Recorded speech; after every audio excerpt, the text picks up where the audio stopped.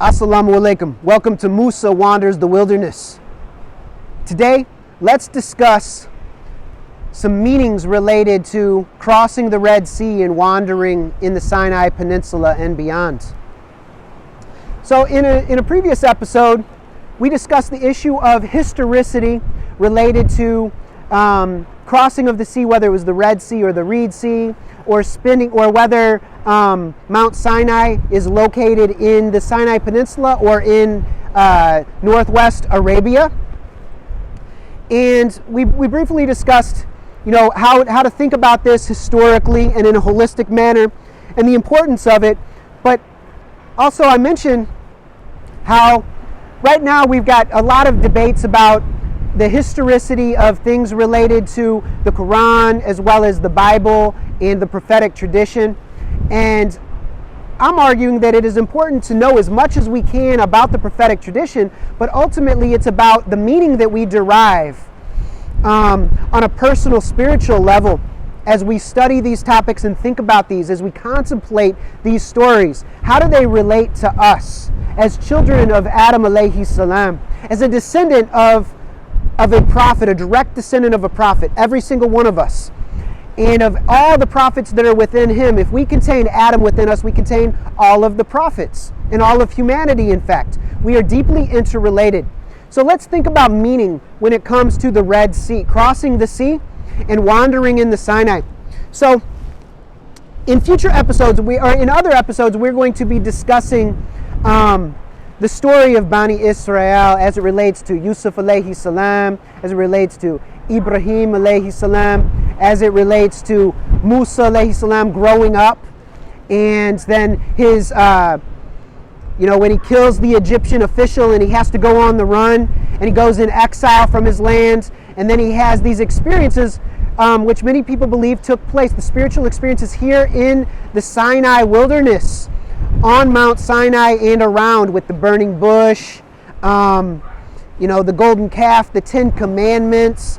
So there are a number of key events that took place in and around this area, and whether they happened historically in this area or another, that's not what's the most important thing. What's most important is for us to connect with the meaning and the lessons of the story. So what's happening is we have the story of Musa. Even if Musa never finds out that he is descended from Bani Israel, and maybe he goes his whole life believing that he is Egyptian and that he is of the line of the pharaohs. What happens is we get somebody who he recognizes injustice, and he not only acts on that, and he winds up to prevent the harming of a slave.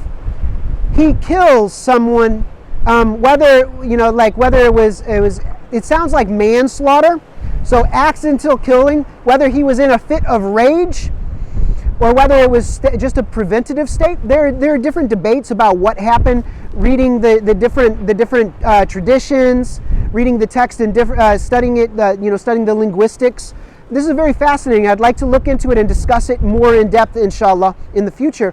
But what the whole point is, he goes from participating in an unjust family and society and having a change of heart where his heart expands and he has a heart for justice and a heart for the downtrodden, for the oppressed, for the enslaved. And he goes into the wilderness and he has these experiences. First off, he has this experience with Allah at the burning bush, and meeting with Nabi Shu'aib alayhi salam, with Jethro. He's spending time with the prophet. He's learning about the prophetic tradition. He is harmonizing with nature. He is harmonizing with the earth around him, with the water around him and within him. And he's harmonizing and going from a broken state into a whole state. And he is then sent on a mission. He has to free the slaves. So you could look at it like this is a mission from Allah, and that is what we believe within the prophetic tradition. But you could actually take a view that he saw the truth of the matter and was moved by the truth and took it upon himself to engage in a mission to go and find a way to get these slaves freed. And so he goes back into Egypt to free the slaves with Allah's help. And he uses dua as his weapon. He is a spiritual warrior. And through deep prayer, he draws near to Allah, and Allah assists him in many respects. And he's not an eloquent man. This is also interesting because it's like it teaches us the lesson that even if we are not eloquent and do not possess the knowledge base that we would desire to have, that we feel is necessary, that the truth, the wise and compassionate truth, Allah subhanahu wa ta'ala will provide a way to get us to the goal, to help us to fulfill the mission that we each have. We all have a destiny. We all have a mission in life. And Musa finds his mission, and it is to free the slaves. You might look at it like, oh, those are his family, those are his tribe. Now, and this is true within the prophetic tradition. But I would suggest that we look deeper into it and say, this is a man who saw the injustice and wanted to end slavery. He was an abolitionist who took a hands-on approach. And he goes and he struggles with his tongue. He uses every resource he has. Thankfully, he has Allah backing him up. And Allah frees his people through a series of events, which we'll discuss in other videos. Now, when they get to the border and they cross the Red Sea, what does this mean? So let's think about what a sea is. A sea is, for somebody who wants to cross from one piece of land to another, it is an obstacle. It is a very difficult obstacle for which you are going to need boats or a bridge. One or the other in order to get across. You're not just going to be able to walk across. You can't just walk across water. We do have instances of sages, of wise men, of enlightened beings walking on water, like Isa alayhi salam is said to have walked on water. A number of Buddhist enlightened masters are said to have walked on water. Perhaps within the Taoist tradition we'll find similar stories. But what's important, and we know that Bani Israel, they were not in a rectified state. They were still in a sinful state. They had not made the deepest tawbah, the deepest tazkiyah. Some of them had. There were walis among them. There were certainly awliya among the slaves. And this could be part of the reason why Allah favored them to bring them out of slavery, is because there were walis that were being hurt and harmed in a state of slavery. And so he brings them and he frees them. And they go to this obstacle. This obstacle, it's also salt water. It's very treacherous. It's dangerous to be near a sea, especially in a stormy condition. So it's a difficult obstacle that's very, very big. And they are able to cross it through the help of prayer. They get past the obstacles, through the difficulties, through the dangers. And Allah removes the dangers behind them. The pharaonic magical sorcery inclined satanic grouping of pharaonic forces. They are pursuing them, and they are eliminated by the same obstacle. So Bani Israel and their prophetic leadership of Musa and Harun alayhim salam, they are able to cross on dry land, is the story. And so the obstacle is removed, and then they wander in the wilderness soul searching. There's a soul-searching process, a cleansing process, a process of tawbah and tazkiyah is necessary. Mistakes are made. One thing to consider is that when it comes to slaves, oftentimes there will be, like in the United States, there were house slaves and field slaves. And among the house slaves, they had many benefits: better clothing, better food, access to education, to skills, to learning of skills and practicing of skills, and then to be able to then practice those skills and make money to earn their way for freedom and to free loved ones. Some of the field slaves also had this opportunity through becoming overseers, and among both groups you had spies. You had people that worked closely with the master. Some of them would be initiated into various brotherhoods from very early on and have access to secret knowledge. And so we need to assume that pharaonic Egypt was also a place of brotherhoods and initiatory brotherhoods. And they would have had spy networks. If they had been enslaved for 400 years, whether it's literally 400 years or not, it's a long span of time.